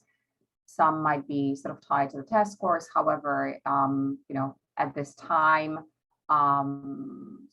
given the pandemic and its impact and test optional policy, many colleges have really sort of released that test score contingent, and it's sort of the merit aid is more so tied to students' sort of unique qualifications or talents, sort of community service, sharing their talents with the communities that they live at, and then the rigor of their academic classes, their performance, and such. So again, sort of looking at individual colleges' financial aid information. So I would like to urge you, or again, maybe not urge you, but let's say to sort of be aware that there are some colleges that, let's say, might have an earlier application deadline for students who would like to be considered for merit aid. So let's say, to give you an example, sort of Boston University or University of Rochester or University of Richmond, and there are others as well that, let's say, they have a regular application deadline being January 1st, but if prospective students who are seeking admission via regular admission to these schools would like to be considered for merit-based aid, their applications need to be in by December 1st. So again, this information is not hidden. It's sort of available for your students to sort of look up and be aware of. So again, I always go to individual colleges' websites. When students apply for admission via early action, sometimes, again, just by nature of sort of colleges being at the beginning of their application cycle, and then also, the colleges' sort of appreciation of students being able to identify their interests in their colleges, the pool of available, let's say, scholarships might be a bit sort of greater at the beginning of the process as opposed to sort of towards the end. But again, colleges do, again, they do this for a living, and they are very well equipped to be able to sort of understand how they need to allocate and make sort of scholarships available, depending on whether these scholarships would be based off of sort of the family's need and or sort of merit that student might qualify for. As far as outside scholarships, those outside scholarships do have deadlines, sort of whether some of those deadlines are in the later fall, throughout the winter, or in the spring. So these individual sort of scholarships that sort of, when it comes to outside scholarships, that your student really needs to sort of become aware of the scholarship requirements, including the deadline. It's better to start earlier rather than, let's say, later, and feel free to offer your help, as this is a very busy time for your students. So if you have some time to, let's say, assist them in the process, again, it might be really helpful for you to maybe take on this financial aid sort of piece, whether it be completing financial aid forms or maybe even helping your student explore scholarship might be eligible to apply for. We had a few questions about when we had given some of the college action highlights for about which are the 12 schools that accepted 100% of Act-in-Boxborough students. So I'll list the schools for you. I was able to just pull up that data. They were I guess I have them in the order of how many applications were given. So they're not in alphabetical order, but I'll list them. Franklin Pierce University, Marist College, Middlesex Community College, University of New England, Miami University of Ohio in Oxford, Ohio, Westfield State University, Binghamton University, Hofstra University, Keene State College, St. Anselm College, Temple University, and Plymouth State University. Those were the 12. So we answered those questions. Let's see. So there was, this question for test optional colleges, should we report SAT or ACT scores? I think we answered that in the presentation, that if your student is at or above the average accepted SAT score or ACT score, you would want to report it. I think that there was also a question about where do we find that middle 50% score. That's listed in the SCORE platform. Oh, you're muted, Viola. If I may add to it also. So again, where you should be able to find this information on the college's individual websites, there is the so-called common data set. So common data set. If you were to go to individual colleges website, and if you were to go to the search feature and sort of type up common data search common data set, you will be able to access quite a bit of information, sort of different type of information on SATs, on acceptance, on yield. It might sort of, that information, because there's so much of it and it's very detailed, it might feel overwhelming. So you would just really need to sort of eliciting the SAT or like the middle 50% SAT and ACT scores. Let's see. So I'm just going to try to answer some that are sort of in groups. So there's some questions around, can the transcript release form be submitted before we send the applications to college? And then there was also a question around, can we submit things before the recommendations are in? So this is just sort of around the timeline. So some answers around the timeline pieces is that whatever the first piece of material that a college receives with your student's name on it, they're going to open a file for your student. So that could be that the teacher submitted the recommendation letter, the transcript came, that your student submitted the application itself, that the SAT score arrived from College Board, that you submitted as the parent, the FAFSA, whatever the first thing is, a file is going to be open for your student. So it doesn't matter what order materials come in. And in fact, we definitely recommend that students request to release their transcripts as soon as they know for sure that they're applying to a college, because that gives us more time to gather the materials for that college. There's a question that states, or a parent asks whether there's a brief or approximate agenda or timeline for the different steps during college application process. I would like to refer you to the senior year college application sort of checklist. It does not have dates. Let's say inserted, you could copy that checklist and sort of insert your own dates. I think that might be more appropriate, sort of depending on your student's application process.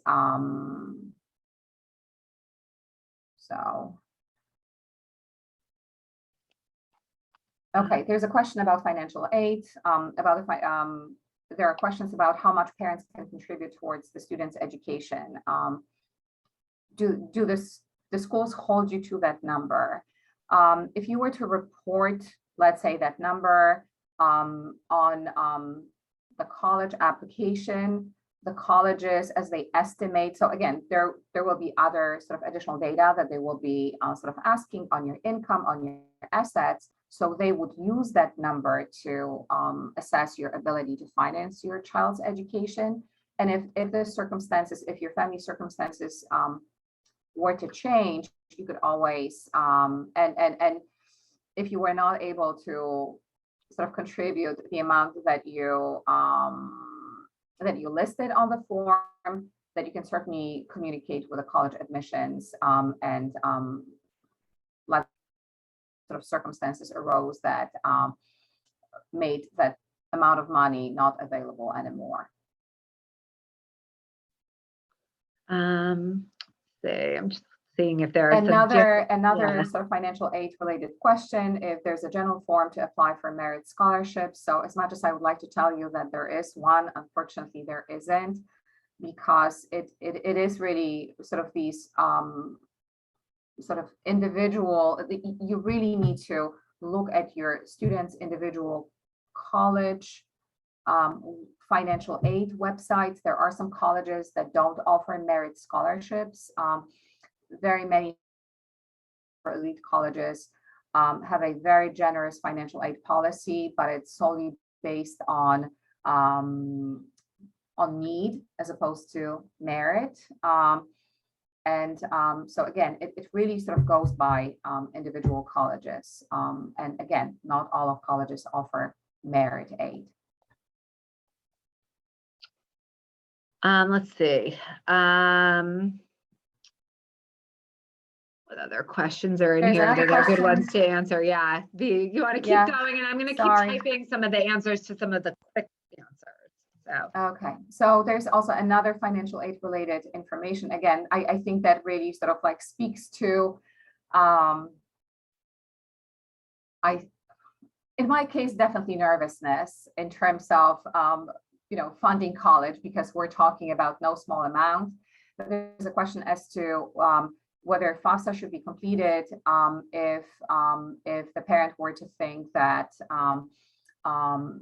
their student may not qualify for need-based scholarship. I think that the number that I've heard about, and again, this is something that you will be able to sort of look up under frequently asked questions on the FAFSA website, like what are the family incomes that might sort of preclude the family from qualifying for need-based financial aid. The income that I've heard about, that if the family were to exceed, they're not likely to qualify for federal aid, is $120,000. But again, you really need to sort of look it up on this year's sort of FAFSA form that again becomes available on October 1st. If the student is on dependent visa and living in Massachusetts for more than 5 years, do they consider as an in-state or an out-of-state? This is a good question. So let's say, unfortunately, if that student is here on a dependent visa, and this is not a visa that is tied so, or the so-called green card, that student would not be considered in state. It will be rather out of state. Okay. There's a question here. We hear that colleges say test optional, but for competitive majors, they really need standardized testing, and that those who don't submit scores are put on the waiting list. What are our thoughts on this? So, I mean, I think that it's always helpful to ask questions of admissions officers, you know, in individual colleges, and to say, you know, are most of the students applying to this major? Maybe it's computer science, maybe it's nursing, you know, business can be more competitive. You know, those I'd say are sort of the top most competitive majors that are out there right now. And to say, you know, are you seeing any difference in the number of students that are admitted to this major who submitted test scores or who didn't? Really, you know, kind of push the admissions officers a little bit to share that information. We met at the end of last school year in June with several admissions officers as a department. We did we had a kind of held a lunch and learn with some admissions officers from competitive universities, and they were telling us that the number of students that are admitted, that the percentage of students admitted from test optional is the same as the number of the percentage of students that were admitted that submitted tests. However, I think something that we do see is that if students are sometimes applying to these more competitive majors, they may have a strong academic profile and are choosing to submit their test scores. So the data, you know, it may be skewed a little bit because of that. But certainly I encourage your students, and it's important for the students to be the ones contacting the admissions officers, not the parents, but to be sending out emails and asking about this. You know, I'm planning to apply for a computer science major. I'm wondering, you know, are my SATs really important for this? Or, you know, are you truly test optional? And to really do a little bit of pushing them to answer that question. I see a question about, is there a way to submit a standalone activity resume? So some colleges in their individual question section allow you to upload a resume, allow the student to upload a resume. And if the student has more than 10 activities, I do encourage them to consider a resume. They can upload it if the college allows them to in that question section, or they can put it in their additional information section of their common application.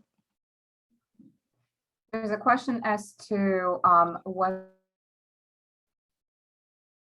So let's say if a student is applying for admission to college via early decision, which is a binding agreement, and if the financial package does not work for the student, whether that might be the reason for the family to sort of break that binding agreement, and the answer to it, yes.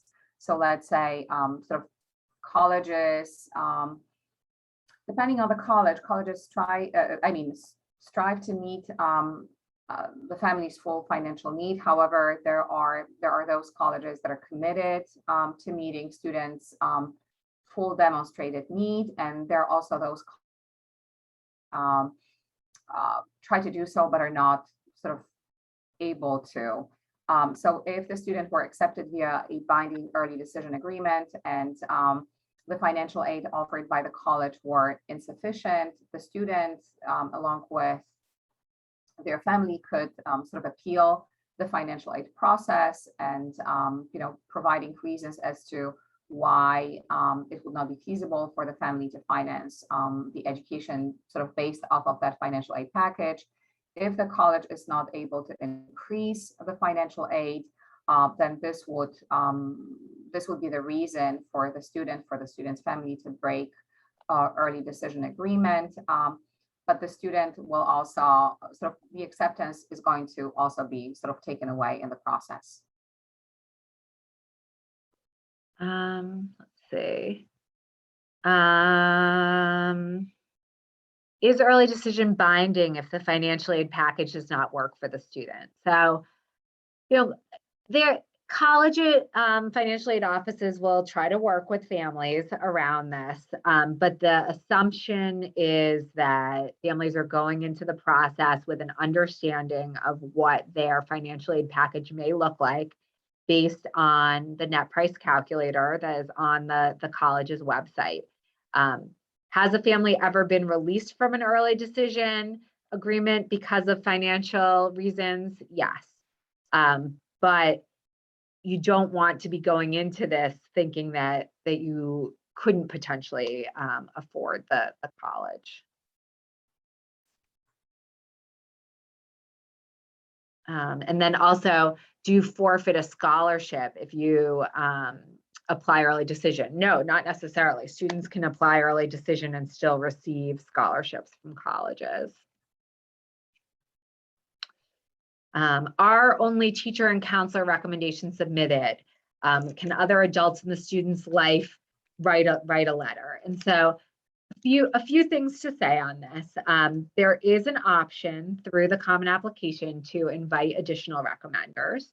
Not every college allows students to invite additional recommenders. You can find that in that college's individual section on the Common App if they accept outside recommenders. One thing I will say is that admissions officers tell us that each application only gets about 10 minutes at the most of a read. And so the more information the student submits, the less attention is going to be paid to each piece of the application that's submitted. And that's 10 minutes to digest the student's transcript, what courses they've taken in the context of the high school, how they've done in those courses, perhaps what their standardized test scores are, to read and understand their essays, to read their recommendation letters, to understand their activities.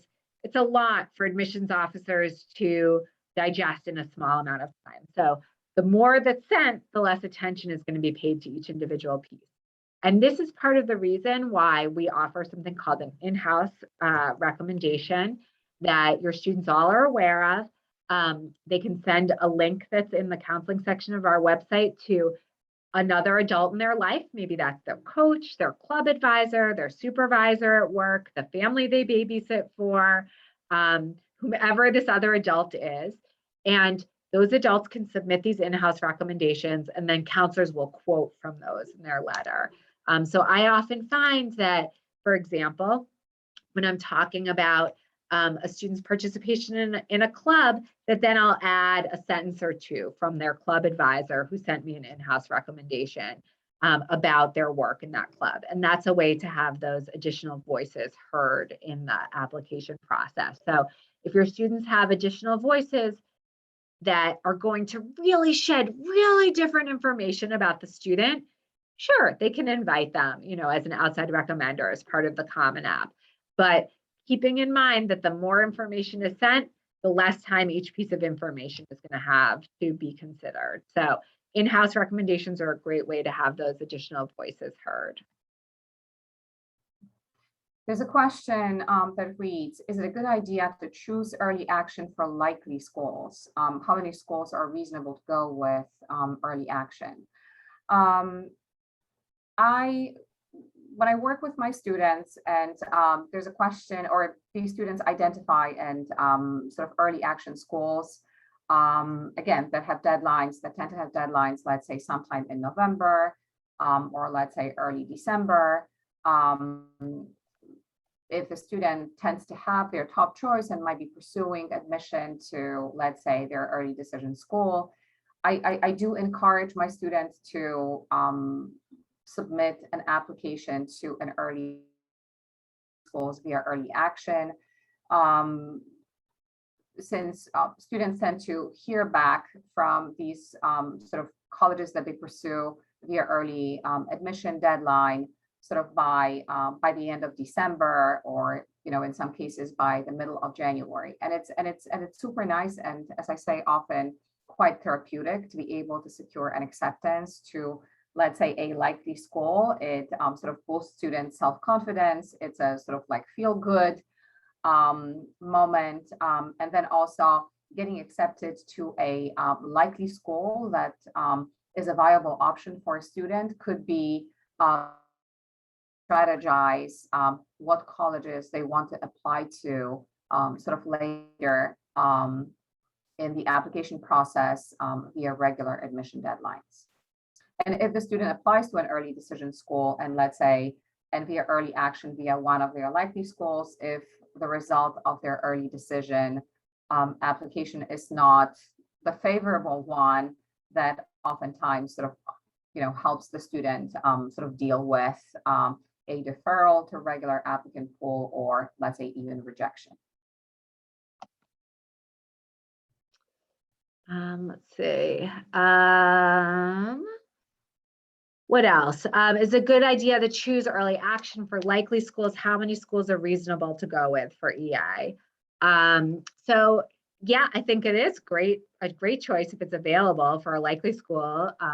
If your student hears they're admitted, again, they have one in their pocket early in the process. How many schools are reasonable to go for? Well, we're looking and we're asking students to apply to between 8 and 12 colleges total. So some of it's going to depend on that student's own individual workflow, what they have going on and what they're able to do. Some students apply to all of their colleges through early action, and some only do a few. And so not every college offers early action.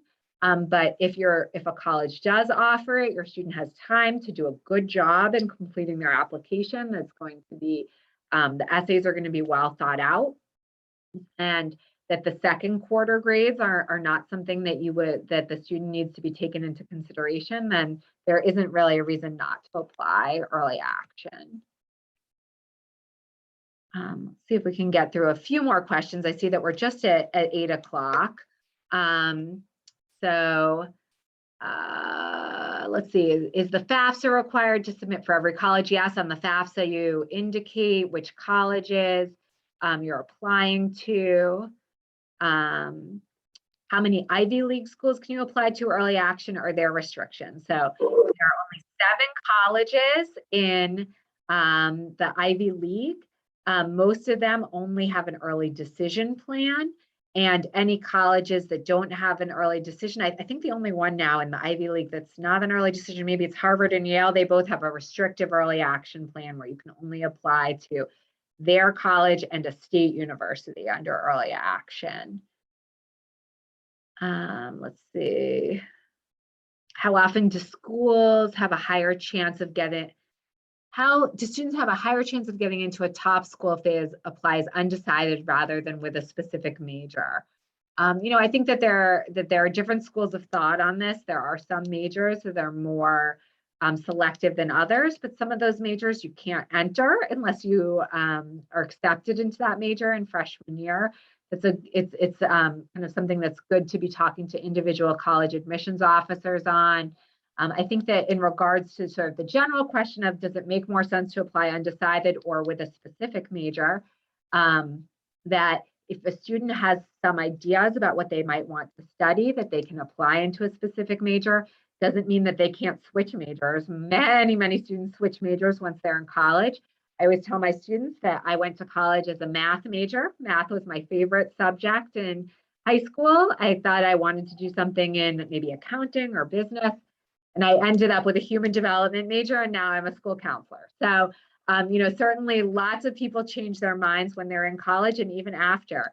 There was a great thread, actually, if any of you are on the Acton Parents page recently about what's your career and do you love it? A parent had asked that for their high school senior, and a lot of people were writing about how they returned to school as adults and switched careers. So I think it's important to know that there is flexibility and that, applying to a major doesn't always lock you into it. There's a question that I would like to address. So again, it states, how often do schools offer priority status for an application? And does it mean your odds of getting accepted are higher? So some of those priority applications are certainly directed at students who have engaged with a college via sort of virtual means or by visiting in person. College might already have sort of have a sense of the students' sort of test scores, or at least the range of the test scores, and the college might know that the student might be admissible to a college. Sometimes, however, those priority applications sort of go to students sort of randomly. There are colleges that are trying to increase the number of sort of appear more selective that they truly are by sending applications that tend to sort of waive application fees and are sort of simplified oftentimes, that really sort of like ask for less information that, let's say, a common application or a coalition application would be asking for. So again, sometimes in some cases, yes, that priority sort of status might have a meaning and maybe slightly increase the likelihood of the student's acceptance to a college. It really depends on what type of information the college has access to, but in some other cases, it does not, because the colleges still like to evaluate the student's academic transcript, sort of ensure that prior to accepting the student, they would like to know that the student will be able to keep up with the rigor of the given college. So let's see if we have a few open questions still. Should we be requesting the teacher and counselor letter of recommendations both through SCORE and on the Common App? The actual recommendation request goes through SCORE, but you can list the names of the teachers and the counselor on the Common App. Let's see. What else do we have here? Let's see, should you be keeping your list of colleges and SCORE in the Common App in sync? Yes, that's helpful to do.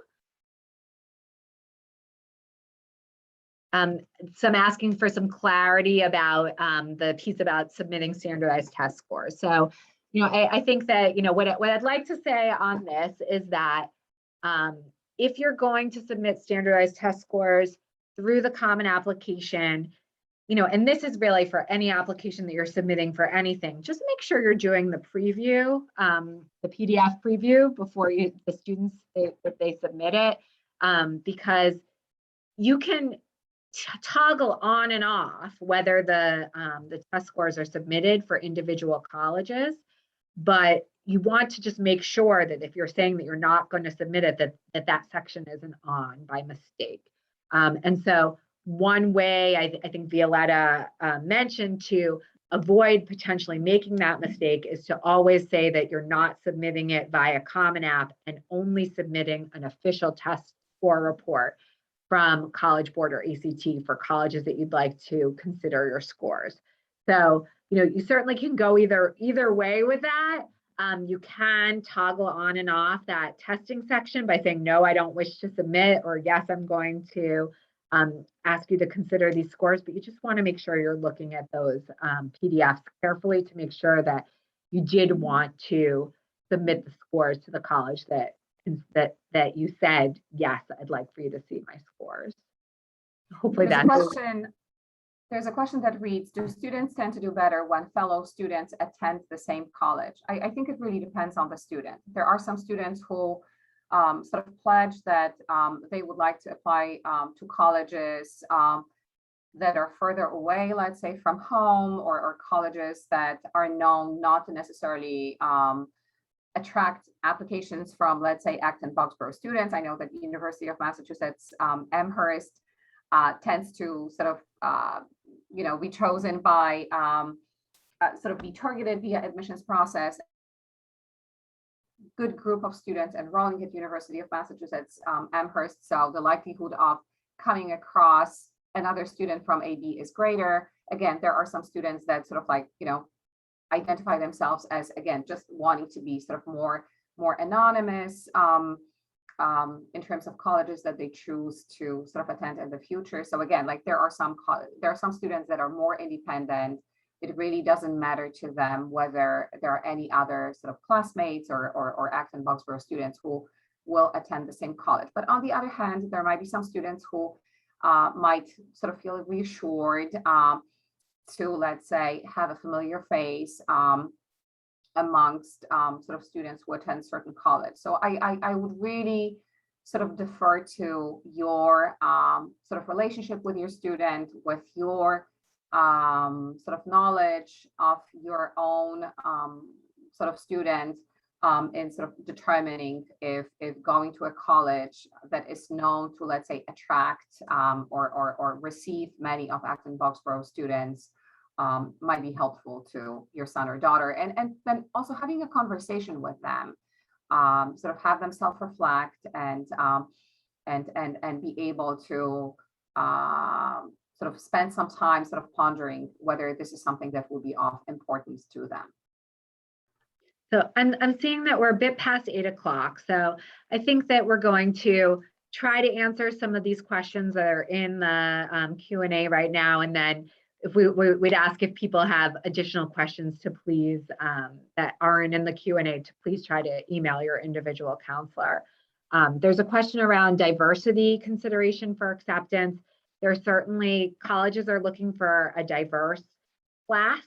They're looking for students that are from all genders, that identify as non-binary. They're looking for students who live in all 50 states. You know, they're looking for students that are representative of various races, various religions, and lots of different interests. You know, they want the tuba player and the politician, and you know, the soccer player, and you know, the student who volunteers with the elderly. They want all sorts of diversity in their classes. So yes, colleges are looking to have a diverse class, and some of those factors give you a leg up, perhaps, depending on what the admissions officers are looking at in terms of filling their class. To tag along, also, I would like to say that, again, sort of, you know, 1 year, sort of depending on the institutions, different colleges, I mean, they all strive to enroll diverse class. As Lindsay said, again, whether it be diversity of ethnicities, diversity of gender identifications and such. Different colleges also have their institutional needs. And again, those needs and sort of prerogatives might be sort of changing from 1 year to another. And oftentimes, that's not necessarily that, let's say, you know, parents or students or counselors might be sort of privy to. Let's see. Financial aid questions. There are some questions about how much parents can contribute. Do the schools hold you to that number? I would think so. I think often the number that they think you can contribute, your estimated family contribution, is a lot more than you think you can contribute. So I think that they would be holding you to the number that you submitted. Question about how to score load into the Common App. So what happens is that we send the materials via SCORE, they get to the college, and then the college also receives the Common App. So it doesn't actually load into the Common App. The pieces are coming from the high school, and the Common App is coming from the student themselves. Okay. There's a question that I would like to answer, and I really begin to feel guilty because we have kept you on screen, you know, for over a couple of hours. And again, we of course strive to answer any questions that sort of you provide, but please know that we value relationships with our students and their parents, and you should feel free to reach out to us with these questions. So let's say in closing, I would like to answer the question, I think that we have last in the queue. How often do schools offer? Oh, no, not this one. There was another one that I was reading. Oh, there was a question as to when do students need to enroll at a college by? So let's say whether students who are applying for admission via early action need to enroll in college sort of earlier. So the national enrollment date is May 1st.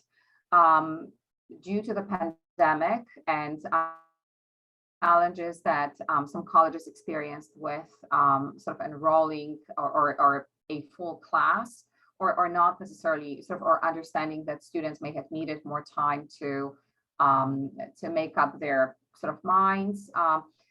So colleges extended the May 1st deadline to June 1st. I suspect that as we sort of bring back normalcy and students sort of attend colleges in person, the colleges are going to go back to the May 1st national enrollment sort of deadline. So the tends to look different for students who apply for admission to college via early decision. Colleges usually, so let's say, either sort of provide 3 weeks or a month for early decision, or students accepted via early decision to, let's say, enroll in college. However, for students who are applying via early action or regular admission deadlines, these students have up until May 1st to enroll. So is there a brief or approximate agenda or timeline for the different steps during the college application process? And the answer is that it does vary a little bit student to student, because some student may have early action deadlines, some may not. What I'll generally say is that 85% of our students submit at least one application by November 1st. Regular decision, so deadlines tend to be in either January 1st, January 15th, or February 1st. It's great if students complete their SATs usually or ACTs by October or November, for those scores to be considered in the college process. And I think that when will the school profile be available? That might be on the website already, on the high school website. If not, I'm going to make a note to ask our colleague who manages the website to put that on there. Will colleges have access to a student being placed on a 504 plan? No, that's something that a student would choose to disclose, and a conversation for the student to have with their counselor about whether the student wants to disclose that. I'd say that, or if the counselor wants to disclose that in the letter, the student wants the counselor to disclose that in the counselor letter. So I'd say if your student is on a 504 plan, that's a great conversation to be having with your child's individual counselor. And I think the final question that we have here is, how often do schools offer priority status for an application? And does it mean that your odds of getting accepted are higher? I see priority applications, express applications, sometimes they're called, as maybe sometimes a way for colleges to increase their applicant pool. I don't think that they necessarily give students a priority in the admission process. So that's my answer on that. And I think that has brought us to the end of our questions. Thank you very much. Everybody, one more just came in. Can a student change his essay for regular action applications after early action? Yes, every application is submitted individually. Students can make changes in between the submissions. If a student applies early but is deferred to the regular pool, that application that they submitted is the same application that would be used, but individual submissions can be made. So thank you everyone for really a wonderful evening. Thanks for hanging in with us until 8:15. We really appreciate it. And again, yes, please don't hesitate to reach out to your student's individual counselor. We are really happy to work with and meet with parents. I'm having lots of parent Zooms these days. So please reach out to all of us in the department if you'd like to Zoom with the student's counselor, ask individual questions, email us. We will get back to you. We love your kids and love working with them and supporting them through this process. And we know that there's a lot of details, but we promise that they're going to be finding success in the end.